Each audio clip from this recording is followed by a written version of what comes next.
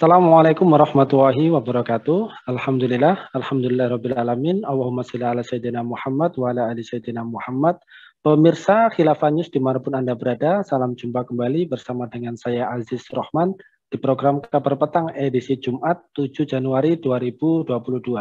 Insya Allah beberapa menit ke depan kami akan menemani Anda mencermati dan menelaah berita paling menarik dan paling populer hari ini bersama narasumber yang kompeten di bidangnya dan tentunya dari sudut pandang Islam.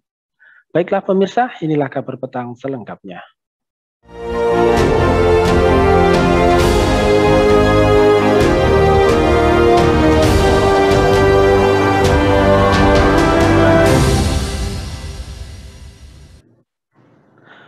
Pemirsa, pendukung Habib Bahar bin Smith memenuhi kawasan Soekarno-Hatta, Kota Bandung, Jawa Barat, Senin 3 Januari yang lalu.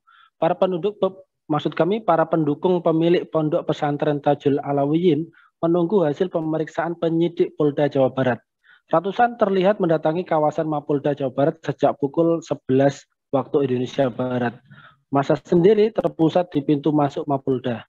Mereka membawa beberapa poster berisikan poster yang berisi pesan Indonesia damai tanpa intimidasi dan ulama itu bukan musuhmu. Menurut salah satu pendukung Habib Bahar, aksi ke Mapolda Jawa Barat dalam rangka memberikan dukungan penuh terhadap ulama. Nah pemirsa, apakah di dalam kasus Habib Bahar ini ada indikasi kriminalisasi ulama? Bagaimanakah pandangan Islam terkait dengan kriminalisasi ulama dan para aktivis dakwah, serta bagaimanakah tantangan dakwah pada hari ini, serta bagaimanakah semestinya ulama dan umat Islam bersikap? Nah, pemirsa, untuk membahasnya kami telah terhubung dengan seorang cendekiawan Muslim. Beliau adalah Ustadz Dr. Fakih Syarif. Kita sapa dulu beliau. Assalamualaikum warahmatullahi wabarakatuh, Ustadz Fakih. Masih mute, Ustadz. Mohon maaf. Baik. Waalaikumsalam warahmatullahi wabarakatuh. Oke. Sehat, Ustadz? Alhamdulillah sehat.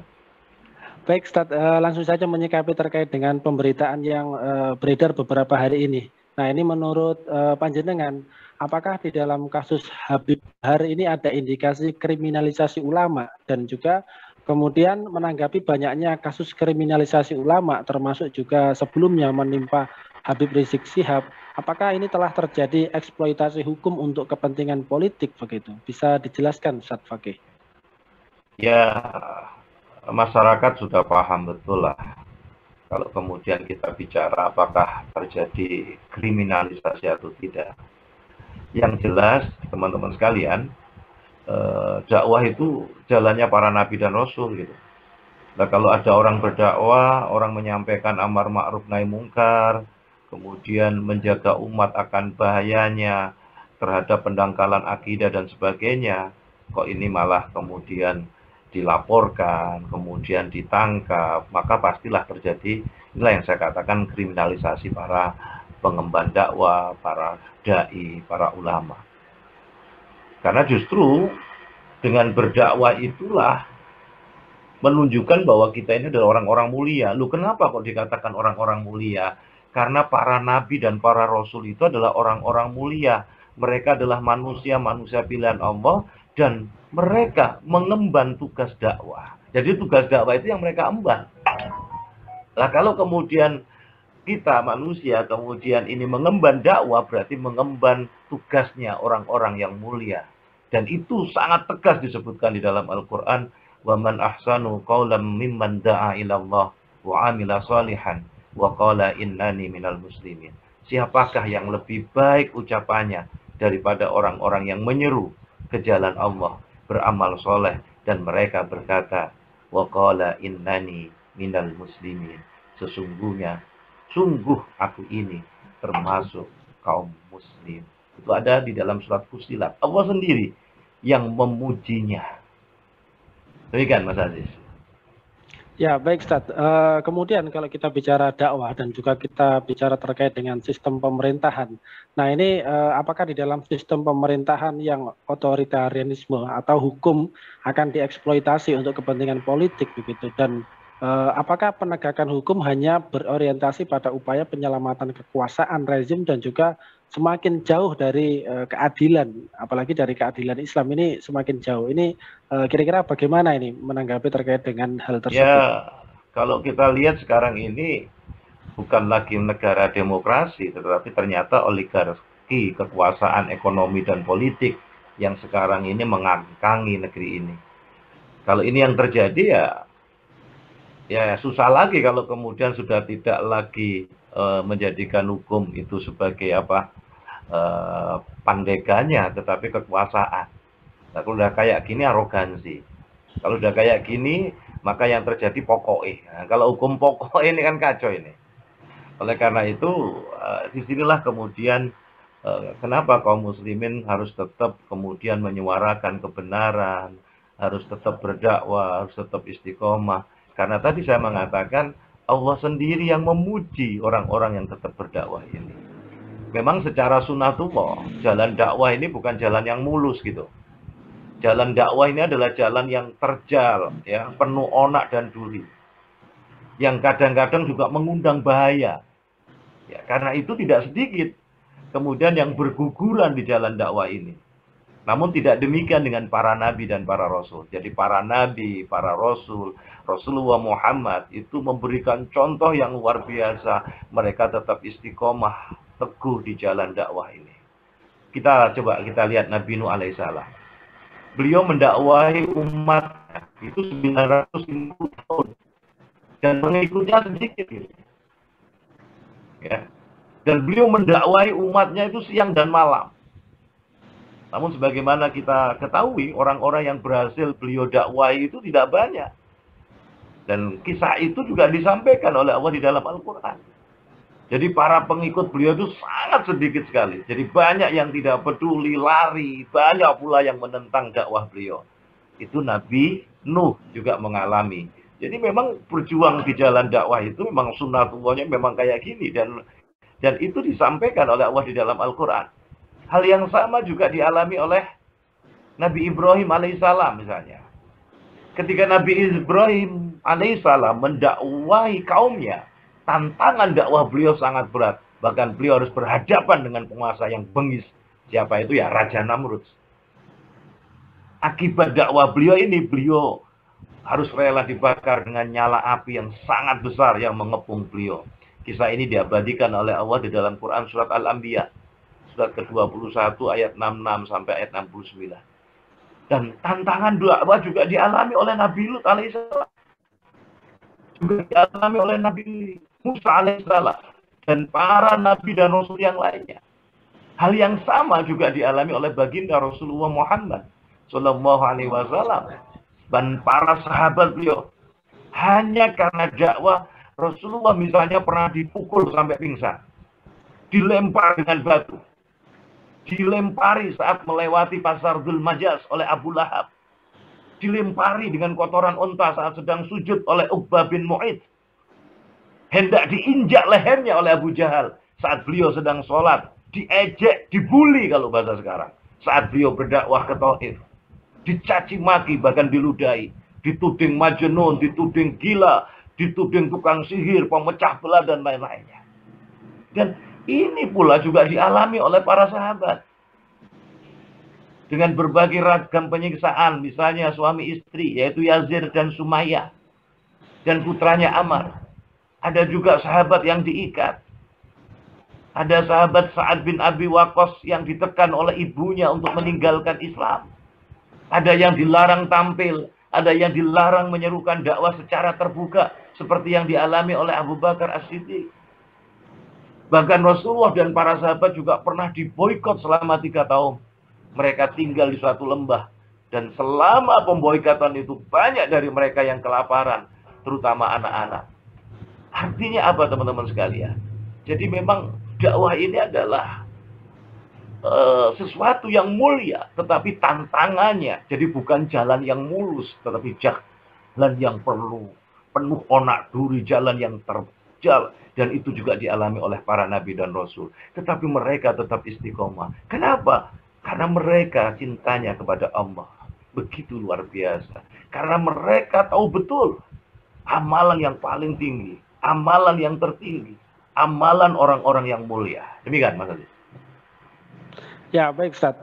Lantas kemudian kalau kita melihat, ini kan dakwah terutama di akhir-akhir ini banyak sekali Ya, kriminalisasi para ulama. Nah, menanggapi terkait dengan hal tersebut, kira-kira bagaimanakah pandangan Islam terkait dengan kriminalisasi para ulama dan juga para aktivis dakwah itu? ya jelas kalau kriminalisasi adalah haram, sesuatu yang diharamkan kan itu fitnah. Tetapi kalau kita bicara tentang tantangan dakwah, memang orang yang berdakwah mesti akan berhadapan dengan yang saya sebutkan di atas, dan itu dialami oleh para nabi dan rasul. Kalau itu dilakukan oleh penguasa yang notabene mengaku muslim, maka berarti hukumnya haram. Seharusnya mereka harus berterima kasih. Kenapa? Karena dakwah amar ma'ruf nahi mungkar itu adalah untuk mengingatkan beliau, mengingatkan kita semua, bahkan mengingatkan penguasa agar tidak ditimpakan oleh Allah azab. Di dalam hadis itu kalau sudah tidak ada lagi orang yang mau beramar ma'ruf nahi mungkar, maka yang menakutkan itu adalah apa? Doa orang-orang yang soleh di kaum itu tidak dikabulkan oleh Allah dan ditimpakan pemimpin yang soleh. Jadi kalau kita bicara tentang dakwah, tadi kemuliaannya begitu luar biasa. Ketika kita bicara jalan dakwah, maka jalan dakwah itu penuh tantangan. Nah, para nabi dan para Rasulullah itu seluruhnya mengalami ragam tantangan, rintangan dan gangguan di jalan dakwah ini. Kemudian kenapa? Kemudian bertanya, mengapa kok para nabi dan para Rasulullah juga mengalami ragam tantangan, rintangan, gangguan?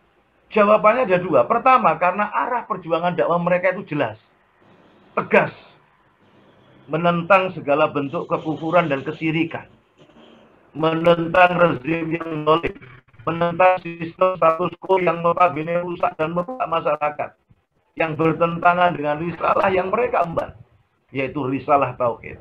Maka risalah yang mengajari manusia agar menyembah, mengabdi hanya kepada Allah Subhanahu wa taala. Maka tentu dengan menjalankan, menerapkan seluruh syariatnya di dalam seluruh aspek hidup dan kehidupan mereka. Dengan begitu berlaku di tengah-tengah manusia hanyalah agamanya. Karena ini yang diseru jelas, tegas, maka otomatis mereka yang berbuat kufur, mereka yang dolim, itu merasa apa? Wah, kedoliman saya diungkap ini. Wah, saya ini. Akhirnya kemudian memusuhi. Itu logis sudah. Dan itu juga dialami oleh para nabi dan rasul. Yang kedua, para nabi dan rasul tentu karena konsistensi tadi. Karena keistiqomahan. Karena keteguhan mereka di jalan dakwah. Tak ada sedikit pun sikap putus asa para nabi dan rasul. Apalagi gentar, apalagi takut. Mereka pantang mundur dari jalan perjuangan di jalan Allah. Bahkan teror kaum kafir terhadap mereka itu semakin menambah keimanan mereka kepada Allah Subhanahu wa taala, semakin menguatkan keyakinan mereka akan pertolongan Allah Subhanahu wa taala. Maka inilah yang harusnya kita ambil contoh dan teladan dari para nabi dan rasul, dari Rasulullah dan para sahabatnya. Dan peristiwa itu juga diabadikan oleh Allah Subhanahu wa taala. Jadi mereka itu ditakut-takuti oleh orang-orang yang berseru, sungguh orang-orang telah berkumpul untuk menyerang kalian. Karena itu takutlah kalian kepada mereka. Namun seruan itu malah makin menambah keimanan mereka. Dan mereka berkata, wa qalu hasbunallah wa ni'mal wakil. Cukuplah Allah penolong kami. Dan dia adalah sebaik-baik penolong. Dan itu diabadikan oleh Allah dalam Quran. Surat Ali Imran ayat 173. Maka inilah yang harus kita miliki. Karakter istiqomah tetap di jalan Allah inilah yang harus kita teladani dari para nabi dan rasul, termasuk Rasulullah Muhammad SAW dan para sahabatnya. Demikian. Ya, baik Ustaz. Tadi jenengan sudah menjelaskan bagaimana perjuangan para nabi, para sahabat, dan juga kaum muslimin pada zaman dahulu begitu. Nah, kemudian kalau kita bicara pada konteks saat ini kira-kira bagaimanakah tantangan-tantangan dakwah hari ini? Dan kalau kita melihat dengan kondisi kekinian, ini seharusnya para ulama dan juga para umat Islam ini menyikapinya seperti apa begitu? Ya, tetap kita harus memiliki sikap optimis terhadap pertolongan Allah. Karena yang butuh surga itu kita, yang butuh pertolongan Allah itu kita. Karena itu meski tantangan, rintangan, gangguan di jalan dakwah sudah pasti terjadi. Sudah selayaknya para pengemban dakwah tetap memelihara sikap optimis. optimis bahwa pada akhirnya pertolongan Allah akan segera tiba. Pada akhirnya kemenangan dakwah akan segera datang. Sebab pertolongan Allah itu amat dekat. Dan Allah tidak akan pernah ingkar janji. Kalau toh kemudian kita meninggal di jalan dakwah ini, insya Allah Allah memberikan apresiasi yang luar biasa. Karena ini adalah amalan tertinggi. Amalan yang di dalam bahasa Al-Quran disebut dengan khairul ummah, sebaik-baiknya umat. Karena itu pula pertanyaannya sekarang adalah, bagaimana agar kita ini selalu optimis? Pertama, harus ditanamkan di dalam hati kita dan umat ini. Jadi bukan hanya kita. Di dalam hati kita dan umat ini bahwa Islam itu adalah agama yang hak. Agama yang diturunkan oleh Allah Subhanahu wa Ta'ala untuk mengatur seluruh kehidupan umat manusia. Jadi yang pertama yang harus ditanamkan agar kita selalu optimis ke dalam hati kita dan umat ini bahwa Islam adalah dinul yang hak, agama yang diridhai oleh Allah dan mengatur seluruh kehidupan umat manusia. Itu yang pertama. Yang kedua, harus ditanamkan juga ke dalam hati kita, dan umat ini. Berarti kita harus mengemban dakwah ini bahwa kita ini adalah umat terbaik. Kita ini khairul ummah. Di dalam bahasa Al-Imran 110, kita disebut dengan khairul ummah. Lah, aktivitas khairul ummah itu adalah aktivitas apa? Melakukan amar ma'ruf nahi munkar dan dia beriman kepada Allah. Karena itu Allah menetapkan kita dan umat ini sebagai pemimpin dunia dengan membawa peradaban Islam yang sempurna. Maka ini yang harus kemudian kita tanamkan dalam hati kita dan umat ini. Yang ketiga, Allah juga memerintahkan kita menerapkan pemerintahan berdasarkan wahyu yang telah Dia turunkan. Dan ini merupakan keniscayaan bahwa kita dan umat ini adalah pemimpin seluruh umat manusia. Dan yang keempat, Allah Subhanahu wa Ta'ala telah berjanji memenangkan agamanya atas semua agama yang lain. Itu ada di banyak ayat-ayat suci Al-Quran. Dan janji ini telah dipenuhi oleh Allah ketika Rasulullah Muhammad SAW masih hidup. Ketika Islam dimenangkan atas seluruh agama, baik Yahudi, Nasrani, paganisme maupun yang lainnya. Ketika itu belum lahir yang namanya ide kapitalisme, sosialisme belum lahir. Islam memang secara politik hari ini dikalahkan. Khususnya setelah khilafah Islam dihancurkan oleh konspirasi kaum kafir. 3 Maret 1924. Namun yakinlah, sesuai dengan janji Allah Subhanahu wa Ta'ala, Islam akan kembali dan dia menangkan atas seluruh ideologi yang ada di dunia. Maka ini juga harus ditanamkan bahwa Allah telah berjanji memenangkan agamanya. Yang kelima, maka harus ditanamkan juga di dalam hati kita ini, di dalam umat ini, bahwa menegakkan Islam dengan seluruh syariahnya di dalam seluruh aspek kehidupan ini adalah wajib. Maka haram umat ini dan seluruh manusia diperintah dihukumi bukan dengan syariat Allah Subhanahu wa Ta'ala. Dan itu sangat tegas disebutkan oleh Allah di dalam Al-Quran. Ada 3 kategori. Bisa kafir, bisa dolem, bisa fasik. Kita bisa buka nanti Quran surat Al-Ma'idah di ayat 44, 45, dan 47. Poin yang ke-6, teman-teman sekalian. Apakah harus ditanamkan juga ke dalam hati kita, ke dalam umat ini, bahwa setelah semua upaya terbaik sudah dilakukan, kita sudah mengikhtiarkan dengan sepenuh tenaga, maka berikutnya adalah urusan Allah Subhanahu wa Ta'ala. Dengan kata lain, kita wajib bertawakal kepada Allah, tetapi tidak meninggalkan ikhtiar. Terus melakukan ikhtiar yang terbaik. Inilah yang menjadi hujah kita nanti di hadapan Allah kelak. Ketika kemudian Allah bertanya, apa yang kamu lakukan? Ketika umat semacam ini, kamu kok diam saja? Maka poin yang ke-6, yang tadi saya ulangi, harus ditanamkan di dalam hati kita dan umat ini, bahwa setelah semua upaya yang terbaik sudah dilakukan, maka berikutnya adalah urusan Allah. Artinya, kita wajib bertawakal kepada Allah, tetapi dengan terus melakukan ikhtiar yang sungguh-sungguh, memberikan yang terbaik. Dan inilah yang nanti menjadi hujah kita di hadapan Allah Subhanahu wa Ta'ala. Demikian, Mas Adi. Ya, baik, Ustaz. Berarti di sini penting bagi kita, terutama umat Islam, untuk istiqomah di dalam dakwah, gitu. Ya, istiqomah di jalan dakwah itulah contoh dan teladan dari para nabi dan rasul. Dan itu dicontohkan oleh Rasulullah dan para sahabatnya. Anda bisa bayangkan kalau dulu Rasulullah dan para sahabat tidak istiqomah di jalan dakwah, maka Islam tidak nyampe di negeri ini. Kalau para sahabat tadi tidak istiqomah di jalan dakwah, maka Islam tidak sampai di bumi Nusantara ini. Dan kita mungkin masih animisme dinamis. Oleh karena itu, ketika para wali dan ternyata Wali Songo itu utusan resmi dari kekhilafan, maka itu menunjukkan bahwa mereka dengan berbagai upaya, usaha tadi itu, dengan ikhtiar yang terbaik, tetapi dia tawakal. Jadi tidak menghilangkan tawakal. Dan tawakal kepada Allah itu juga tidak menghilangkan ikhtiar. Saya sering sampaikan, tawakal itu adalah doa sekencang-kencangnya hanya kepada Allah. Ikhtiar semaksimal mungkin hanya untuk Allah. Dan sepasrah-pasrahnya hanya kepada Allah. Kalau itu yang kita lakukan, Allah jawab itu. Fa'idha azamta fatawakal ala Allah. Di ayat yang lainnya, Allah menjawab, wa may yatawakkal ala Allah fa huwa hasbuh. Barang siapa yang bertawakal kepada Allah, maka Allah akan memenuhi kebutuhannya, memenuhi keperluannya. Dan janji Allah itu begitu luar biasa.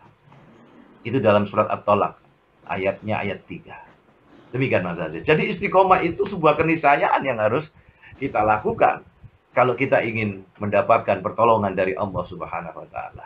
Istiqomah itulah yang membuat Allah nanti memberikan keajaiban. Istiqomah dakwah di jalan Allah inilah yang membuat Allah memberikan pertolongan kepada kita. Ya, baik Ustaz.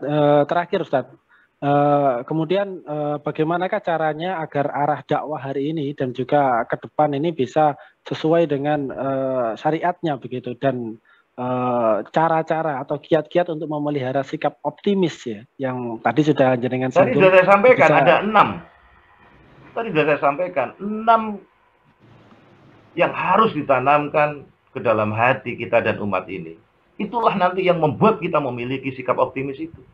Itulah yang membuat kita memiliki istiqomah berdakwah. Yang pertama tadi apa?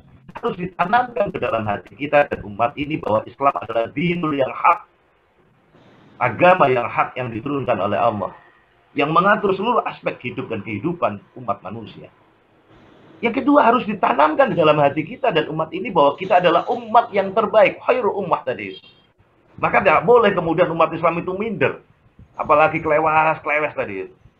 Dan yang ketiga, Allah juga memerintahkan kita menerapkan pemerintahan berdasarkan wahyu yang telah diturunkan oleh Allah. Ini sebuah keniscayaan bahwa kita dan umat ini adalah pemimpin seluruh umat manusia. Karena ketika peristiwa Isra dan Mi'raj, ketika nyampe di Masjidil Aqsa, itu umat nabi-nabi sebelum Rasul itu mempersilakan Rasul untuk memimpin sholat dan beliau sebagai imam. Itu artinya tongkat kepemimpinan dunia sudah dialihkan dari nabi-nabi Bani Israel kepada Rasulullah Muhammad dan umat Muhammad. Ini yang harus diyakini dan dipahami betul oleh kita dan umat Islam. Yang keempat, saya sudah katakan Allah telah berjanji dalam banyak ayatnya Allah akan memberikan pertolongan, Allah akan memenangkan agamanya atas semua agama yang lainnya. Syaratnya adalah apa? Kita memenuhi syarat-syarat tadi itu, menolong agama Allah, melakukan amar ma'ruf nahi munkar dengan istiqomah. Dan yang kelima, harus ditanamkan ke dalam hati kita dan umat ini bahwa menegakkan Islam, seluruh syariahnya dalam seluruh aspek kehidupan ini adalah wajib. Sebab dalam Al-Quran ada 3 kategori itu. Bisa kafir, bisa zalim, bisa fasik. Ketika siapapun yang tidak memerintah dan berhukum dengan syariahnya, maka Allah mengkategorikan 3. Bisa kafir, bisa zalim, bisa fasik.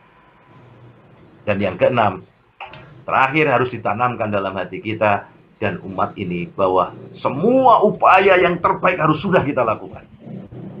Selanjutnya itu urusan Allah Subhanahu wa taala. Jadi tawakal, kita wajib bertawakal kepada Allah, tetapi dengan terus melakukan ikhtiar yang terbaik.